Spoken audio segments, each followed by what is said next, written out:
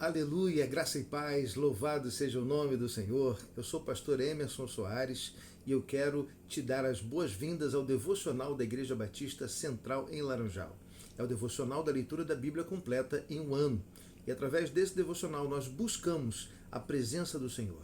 Nós buscamos a espiritualidade. Nós buscamos ver Deus e sentir Deus em todo lugar, em todo momento. Então, vem com a gente nessa jornada. Eu quero começar agradecendo a Deus pela sua vida. Vamos orar? Meu Senhor e meu Deus, louvado seja o teu nome. Obrigado a Deus por mais um dia que o Senhor nos concede. Obrigado a Deus pelo prazer que temos de estar na tua presença. Eu quero, a Deus, agradecer ao Senhor pela vida do meu irmão e da minha irmã. Obrigado a Deus. E peço que o Senhor receba em tuas mãos a nossa gratidão, o nosso louvor. Receba esse momento em tuas mãos, ó Pai, e que o Senhor use conforme a tua vontade. Em nome de Jesus. Amém. Glória a Deus. Bem, estamos estudando o livro de Jó e anteriormente nós vimos o conselho que ele faz, um dos amigos de Jó que estava tentando animá-lo, falando sobre o poder de Deus, falando sobre a misericórdia do Senhor. Jó então responde a Elifaz e diz que ele reconhece o poder de Deus, mas ele queria mesmo era sumir dessa terra, ele queria mesmo era a morte, porque o que ele estava vivendo era muito forte. Talvez você esteja vivendo algo parecido. Jó tinha perdido seus filhos, Jó tinha perdido sua riqueza e tinha perdido também a sua saúde. Isso era de fato algo muito intenso para a vida de Jó. Mas em nenhum momento Jó blasfema contra Deus, mas ele persiste firme. Bem, vamos lá então. Capítulo 7, a partir do verso 1 diz assim: Não é pesado o labor do homem na terra, seus dias não são como o de um assalariado, como o escravo que anseia pelas sombras do entardecer, ou como um assalariado que espera ansioso pelo pagamento. Assim era o coração de Jó. Ele estava se sentindo como um escravo que espera o momento de descansar, ou então um assalariado que trabalha um mês inteiro, um período inteiro para receber o seu salário. Havia ansiedade em seu coração para que tudo aquilo passasse, para que esse momento mau fosse apenas uma história do passado. Mas ele ainda estava vivendo esse tempo e ele precisava descansar em Deus, no poder de Deus, na graça da misericórdia do Senhor, para que ele tivesse forças para seguir em frente. Talvez, se ele estivesse pelas suas próprias forças, ele teria até tirado a sua própria vida, conforme acontece com algumas pessoas que não conseguem suportar a dor, às vezes da perda, às vezes da rejeição, entre outras dificuldades que nós encontramos no dia a dia. Mas Jó, ele tinha amigos, e amigos que estavam com ele e queriam ajudá-lo nesse momento. Bem, ele continua falando, verso 4. Quando me deito, fico pensando, quanto vai demorar para eu levantar? A noite se arrasta, eu fico me virando na cama até o amanhecer. Bem, quem sofre de insônia sabe o como é ruim não ter sono à noite e ver a noite se desenrolando e não chega a hora de levantar da cama e voltar para os seus afazeres normais, para o seu trabalho. Bem, graças a Deus eu não sofro desse problema, mas eu ouço relato e conheço pessoas que sofrem demais por causa dessa dificuldade de não ter sono na hora certa. E depois, durante o dia, acaba tendo muito sono. Mas a noite se arrasta e por causa dos seus problemas e por causa da insônia, que em si já é um problema, essa pessoa acaba não tendo prazer nos seus dias, não tendo alegria. Verso 8. Mas os que agora me veem nunca mais me verão. Puseste o teu olhar em mim e já não existo.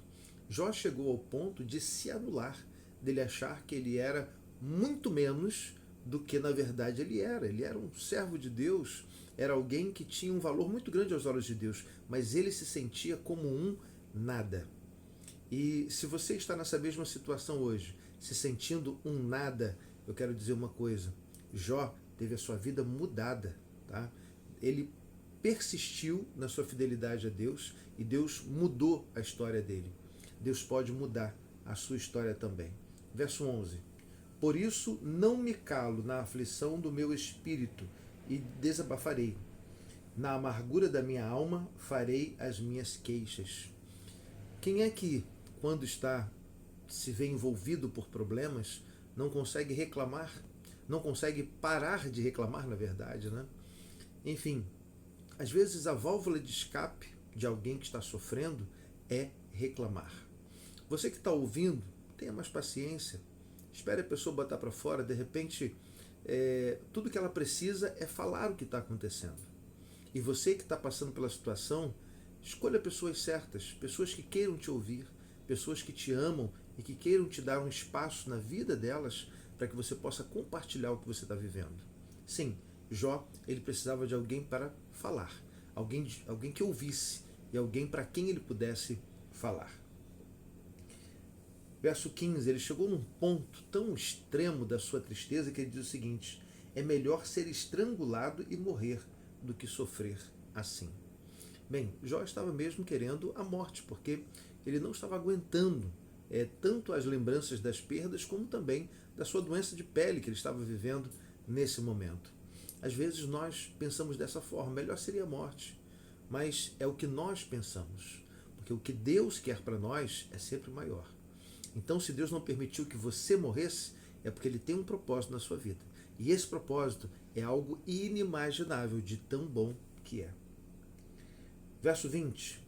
Se pequei, que mal te causei, ó tu que vigias os homens, por que me tornaste teu alvo? Acaso tornei-me um fardo para ti? Ele começa a pensar que ele tinha feito alguma coisa que tinha desagradado a Deus. Por mais que ele oferecesse ofertas ao Senhor, até mesmo pelos problemas que os seus filhos pudessem ter provocado, ele chega e pergunta: Senhor, eu fiz alguma coisa que eu não sei? Às vezes nós ficamos pensando assim: será que a pessoa não quis falar comigo porque eu falei alguma coisa que desagradou? Será que Deus não fala comigo porque eu desagradei de alguma forma? Às vezes a dúvida enche o nosso coração e nos deixa totalmente atordoado. Era o sentimento que Jó estava sentindo nesse momento. Aí, no capítulo 8, vem um outro amigo. Foi o primeiro, agora veio Bildade. Bildade era de Suá. E ele responde. Ele estava ouvindo Jó, né? Ele responde ao que Jó estava falando. Ele diz assim no verso 2, do capítulo 8. Até quando você vai falar desse modo? Suas palavras são um grande vendaval. Acaso Deus torce a justiça? Será que o Todo-Poderoso torce o que é direito? Enfim, o que Bildade estava mostrando para ele é que Deus não faz nada se não tiver um motivo. Deus, ele é justo. E a justiça de Deus faz com que as suas ações sejam melhor para a gente, por mais que eu não conheça, por mais que eu não entenda. Mas se eu aceito o agir de Deus na minha vida, eu sou abençoado, porque Deus é mais inteligente do que eu. Deus sabe do que vai acontecer no futuro, eu não. Então, se algo está acontecendo na sua vida hoje, você não consegue entender, mas é da parte de Deus, que você receba, não questione. Porque Deus sabe o que é melhor, apenas confie e descanse no Senhor. Bildade vai continuar falando, né, a respeito do poder de Deus, o que Deus fez nas gerações e que ele é aquele que instrui o sábio, enfim. Verso 11 diz assim: poderá o papiro crescer se não no pântano? Sem água cresce junco? Mal cresce e antes de ser colhido seca-se, mais depressa que qualquer grama. Esse é o destino de todo aquele que esquece de Deus. Assim perece a esperança dos ímpios. Eliabe, ele estava fazendo com que Jó não perdesse a sua confiança em Deus. Ele estava trazendo à tona a verdade de que Deus sabe de todas as coisas e que há justiça nele. Então ele ajuda o seu amigo Jó a não se esquecer de que Deus é o Todo-Poderoso e que sem ele nada acontece. E aqueles que não esperam nele secam-se como a planta que está fora do seu ambiente natural. No capítulo 9, Jó responde a Eliabe, e ele começa assim, verso 1. Então Jó respondeu: bem sei que isso é verdade, mas como pode o mortal ser justo diante de Deus? Ou seja, ele estava falando: olha, Deus é justo, porque Ele é todo-poderoso, mas eu sou frágil. E se eu estou agora nesta dúvida, é porque eu não sou justo. Ele reconhece a sua fragilidade diante de Deus. E isso faz com que, cada vez mais, ele dependa de Deus e não questione o que Deus está fazendo. Verso 4. Sua sabedoria é profunda, seu poder é imenso. Quem tentou resistir e saiu ileso? Ele sabe que não tem como resistir contra as ações de Deus, ao poder de Deus. O que ele tenta imaginar, o que ele tenta chegar à conclusão é por que ele estava vivendo aquilo, qual foi o pecado que ele tinha cometido. Mas ele é incentivado por Eliabe a poder fazer essa jornada sem blasfemar contra Deus, sem fazer com que Bildade, Eliabe não, Bildade, ele tenta fazer essa jornada reconhecendo que Deus ele é justo, que Deus é poderoso, certo? E ele reconhece que a sabedoria de Deus é maior e que ninguém pode resistir ao poder e à sabedoria do Senhor. Verso 9. Ele é o criador da Ursa e de Órion, das Pleiades e das constelações do sul. Bem, nós conhecemos, né? A Ursa é a Ursa Maior. Órion é a constelação de Órion. E as Pleiades das constelações do sul seria para nós o Cruzeiro do Sul, que são constelações que normalmente os navegantes eles usavam para poder guiar e saber se estavam indo no caminho certo. Foi Deus que fez os grandes luminares, Deus fez todas as coisas e ele reconhece isso. Bem, Jó continua falando, né, que ele entende que Deus ele é grande, que ele não deve se queixar diante de Deus, mas que ele está vivendo um momento incomum.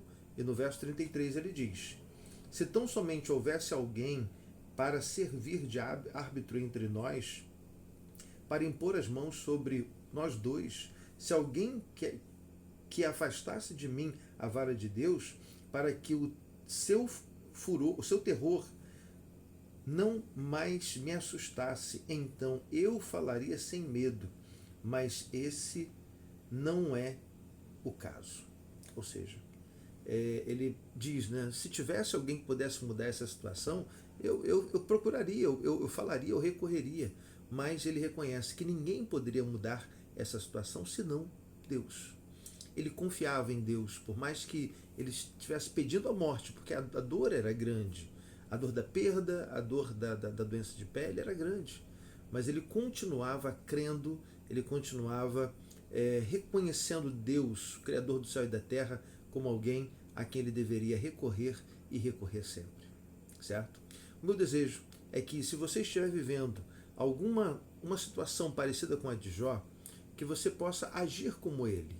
Por mais que o seu espírito esteja enfraquecido, que o seu cognitivo, que o seu corpo esteja enfraquecido, não blasfeme contra Deus. Confie no Senhor, descanse no Senhor, porque todo o poder está nas mãos dele. E o que ele faz é sempre melhor do que o que nós desejamos. Amém? Vamos fazer uma oração agora de intercessão. Eu quero interceder a Deus pela sua vida. Vamos orar?